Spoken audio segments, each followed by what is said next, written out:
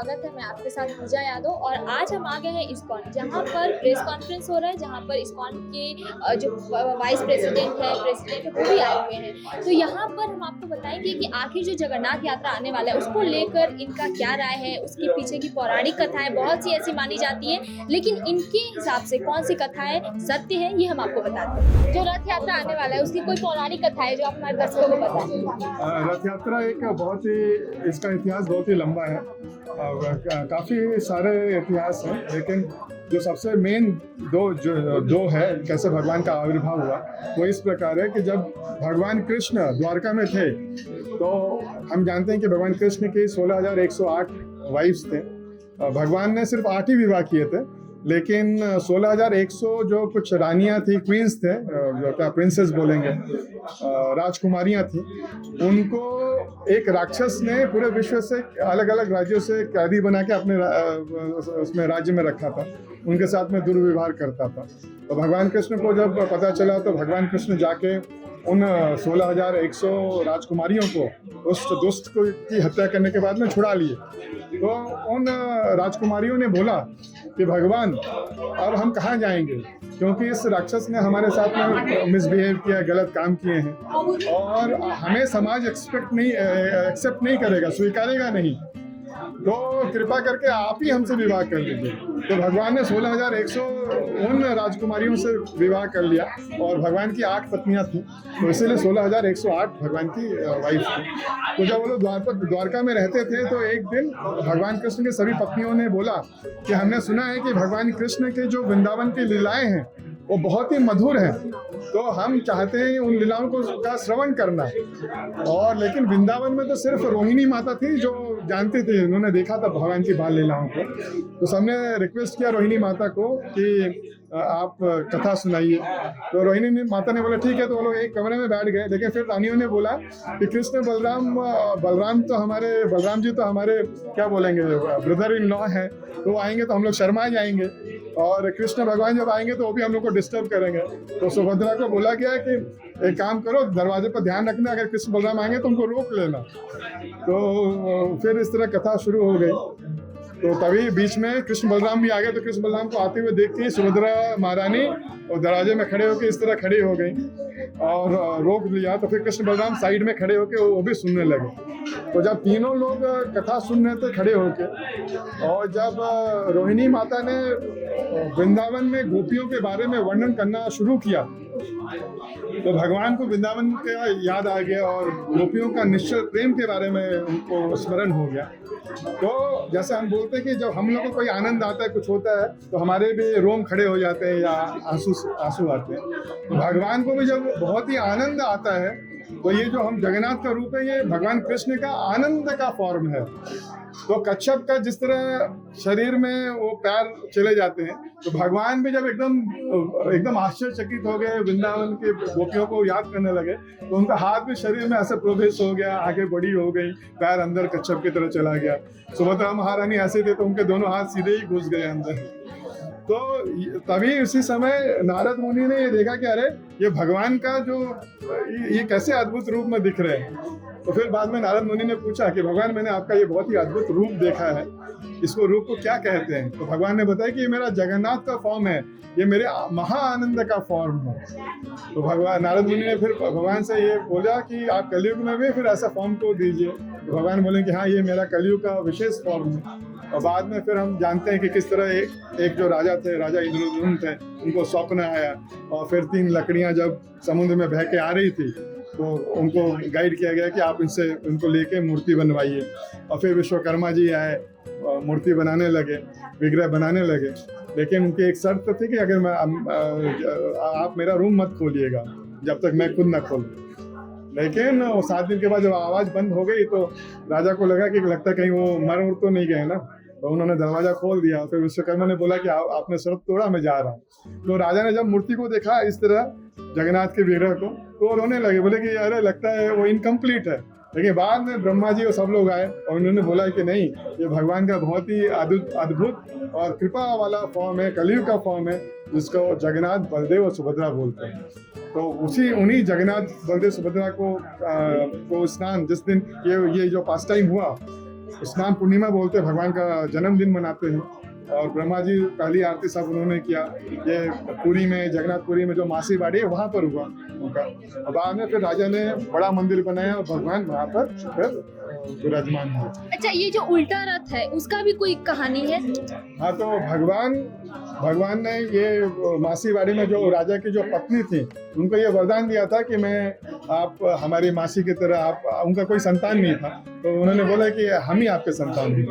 और जब राजा ने वहाँ पर स्थापित कर दिया तो मासी बहुत उदास हो गई। तो भगवान ने बोला कि ठीक है, मैं वर्ष में 9 दिन आऊँगा और आपके पास से एक्सक्लूसिव रहूँगा। तो ये है। लेकिन उसका दूसरा भी फिर एक कनेक्शन है, वो ये है कि जब भगवान कृष्ण कुरुक्षेत्र में आए, जब राजा बन गए, हमें पता है कि भगवान कृष्ण द्वारका से चले गए थे छोटे में ही, 9 वर्ष की आयु में, और फिर मथुरा चले गए, फिर वहाँ से द्वारका चले गए। तो ब्रजवासी फिर उसके बाद भगवान को कभी नहीं मिले थे। तो एक बार कुरुक्षेत्र में सूर्य ग्रहण लगा था, तो भगवान कृष्ण भी अपनी रानियों के साथ में कुरुक्षेत्र आए थे। और कुरुक्षेत्र में जो सूर्य कुंड है वहाँ पर ये था। और वृंदावन से जो ब्रजवासी थे वो लोग भी कुरुक्षेत्र आए थे। जब गोपियों ने देखा, ब्रजवासियों ने देखा कि अरे ये तो हमारे प्रभु आए हुए हैं, तो उन्होंने 3 रथ सजाए और तीनों भाई बहन को बैठाया और वो लोग डोर खींचने लगे कि अब भगवान हम आपको छोड़ेंगे नहीं, हम आपको अभी वृंदावन लेके जाएंगे। तो वो जो ब्रजवासियों का जो जर्नी है, जो द्वारका से वृंदावन भगवान को जब लेके आते हैं, उसको ही रथ यात्रा बोलते हैं। जो रस्सी खींचता है, सब कोई जब रस्सी खींचता है तो उससे क्या महत्वपूर्ण है, मतलब वो कितना? ये भगवान, हम जानते हैं कि कलयुग में लोगों के पास में समय नहीं है, भगवान जानते हैं। तो भगवान अपना मंदिर छोड़कर जबरदस्ती कृपा करने लोगों के पास आते हैं। तो कहा गया है कि जब भगवान को रथ में बैठा हुआ कोई देख लिया, या रथ को जाते हुए देख लिया, या रथ की डोरी खींची, या इवन डोरी भी नहीं खींचा, खाली दर्शन कर लिया रथ में बैठे हुए, या रथ के पीछे आया, तो उसका एक चीज गारंटी हो जाता है कि वो इस संसार के जन्म कर्म के चक्र से वो जरूर एक दिन ना एक दिन मुक्त होगा, निकल के जाएगा। तो ये बहुत बड़ा वरदान है। जो भी लोग, मान लीजिए जो मानते भी नहीं है भगवान को, वो किसी तरह अगर बस से ही बैठ के देख ली कि रथ जा रहा है, तो उनको ये चीज गारंटी हो जाती है। नाम और अपने डेजिग्नेशन बताएं। मैं वल्लभ चैतन्य दास, मैं इस्कॉन कोलकाता का वाइस प्रेसिडेंट बोर्ड का सदस्य हूँ। अच्छा, जैसे यहाँ पे रथ यात्रा जो है वो आने वाला है, तो उसको लेकर कोई कहानी आप हमारे दर्शकों को बताइए। ये बहुत सुंदर, ये भगवान का जो रूप है जगन्नाथ जी का। जगन्नाथ जी स्वयं कृष्ण है, जय गौर से कृष्ण से ही जगन्नाथ। जगन्नाथ जी कृष्ण जो ये रूप लेके आए हैं, भगवान द्वारका जब निवास करते थे, वहाँ पे सभी लोग भगवान की कथा सुनना चाहते थे, सभी द्वारकावासी रोहिणी माता से। तो जब रोहिणी माता कथा कर रही थी तो सुभद्रा वो गेट गार्ड करके रखी थी कि कृष्ण बलराम अगर सुनेंगे तो वो अपने भावनाओं को नियंत्रित नहीं कर पाएंगे। मगर सब लोग इतने भाव विभोर हो गए, सुभद्रा महारानी का पूरा शरीर गलने लगा, उनकी आंखें बड़ी हो गई और उनका चेहरा लाल पीला पड़ने लगा। तो जगन्नाथ जी कृष्ण बगल आ गए और बलदेव जी बगल आ गए, बलराम जी। तो उनका भी चेहरा और उनकी भी आकृति बदलने लगे, हाथ अंदर चले गए, पाँव अंदर चले गए, चेहरा बड़ा हो गया। नारद मुनि जा रहे थे आकाश मार्ग से, उतर के आए और नारद मुनि देखे कि भगवान का बहुत विशेष रूप है, प्रणाम किया, बोला ठाकुर ये कैसा रूप है आपका? बोले मेरा प्रेम का रूप है। तो नारद मुनि ने बोला आप कलयुग में इसको ऐसे रूप में आप दर्शन दीजिए, बद्ध जीवों को सबका उद्धार कीजिए। बोलो मैं ठीक है, नीलाचल पुरी में मैं अवस्थित हूँ, सबको दर्शन दूंगा। तो ये पुरानी कहानी वहाँ से आती है कि जगन्नाथ का ये जो रूप कैसे आया। अच्छा, जो जगन्नाथ यात्रा यहाँ पे जिस दिन होगा, तो क्या उस दिन बड़े बड़े सेलिब्रिटी भी यहाँ पे आते हैं? सेलिब्रिटी आते हैं, सुश्री ममता बनर्जी स्वयं सीएम आती है। इस बार वो दीघा में रहेंगी, मगर 3 तारीख को वो गुंडीचा मंदिर पार्क स्ट्रीट PIA ग्राउंड में आएंगी और वहाँ पे आके जगन्नाथ की आरती करेंगे। और उस दिन और भी सिनेमा आर्टिस्ट आ रहे हैं अभी और फाइनल हो रहा है, और सुब्रतो बख्शी तृणमूल कांग्रेस के जो प्रेसिडेंट है वो आएंगे। अच्छा, तो जैसे यहाँ पे जो रथ यात्रा के दिन है, उस दिन ऐसी कोई विशेष चीज करने से जो भगवान की कृपा मिल सके? सबसे विशेष चीज ये है कि भगवान के रथ की रस्सी को टानना, रथ की रस्सी को पकड़ के खींचेंगे। भगवान वृंदावन जा रहे हैं, बहुत प्रेम से अगर कोई ले जाए, भगवान बोलते हैं मैं अपने जीवन में अंत के सबको मैं गोलोक वृंदावन ले जाऊंगा।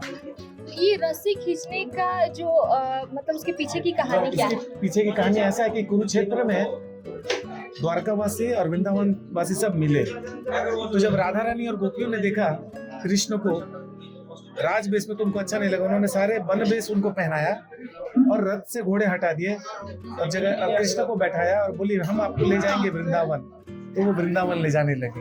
उसके पीछे कहानी है।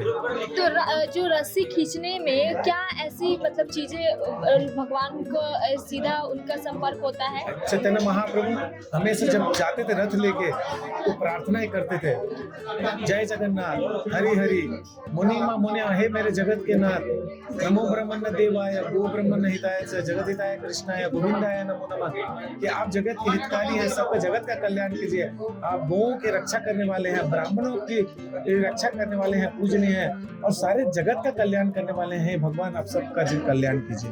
उस दिन ऐसा कोई मंत्र है जो जप सकते हैं जो भगवान? हरे कृष्णा कृष्ण कृष्ण हरे हरे, हरे राम राम राम हरे हरे। ये विशेष मंत्र कलयुग में कली संतरण उपनिषद में लिखा है, इसको सबको बोलना चाहिए, उससे हमारा कल्याण होगा, हमारा उद्धार होगा। Su-30 के जो है वो टायर लगे हैं, तो क्या सोच रही, क्योंकि पहले बोइंग के टायर लगे रहते थे।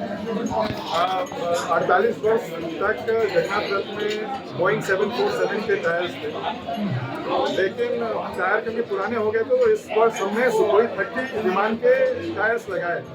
तो सभी का यही प्रश्न है कि पूरा विश्व युद्ध के कगार पर है, तो आप लोग क्या बताना चाहते हैं इस सुखोई टायर के द्वारा? तो हमने बोला कि देखिए ये तो भगवान की इच्छा है कि उन्होंने सुखोई टायर को एक्सेप्ट किया।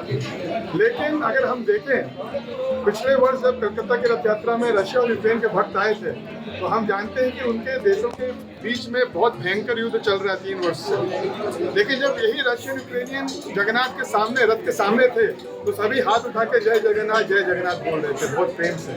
उसी तरह मायापुर इस्कॉन में प्राय 180 देशों के भक्त लोग वहाँ पर आते हैं प्रत्येक वर्ष, और आप कोई भी देख सकता है कि इतने डिफरेंट देशों के लोग जब आते हैं तो उनके बीच का जो व्यवहार कितना ही बहुत ही फ्रेंडली होता है, बहुत ही अच्छा रहता है, और सभी लोग आनंद से जय जगन्नाथ बोलते हैं। तो जगन्नाथ रथ यात्रा का सिर्फ एक ही महिमा ये है कि ये पूरे विश्व को सही तरीके से यूनाइट कर सकता है।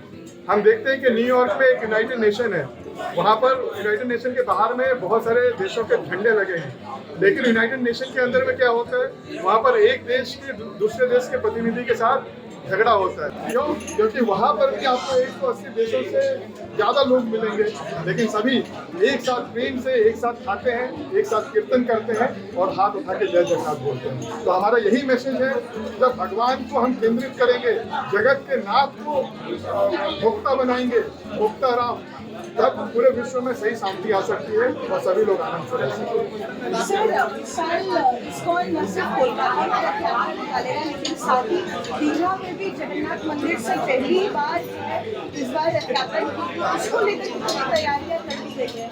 जगन्नाथ की कीर्ति पूरे विश्व में फैल रही है। इस्कॉन ने 1957 में पहली बार भारत के बाहर रथ यात्रा शुरू की थी, इस्कॉन के फाउंडर आचार्य प्रभुपाद, और आज पूरे विश्व में प्राय 150 से भी अधिक देशों में इस्कॉन रथ यात्रा आयोजित करता है, और 4000 जगहों में हम लोग रथ यात्रा आयोजित करते हैं।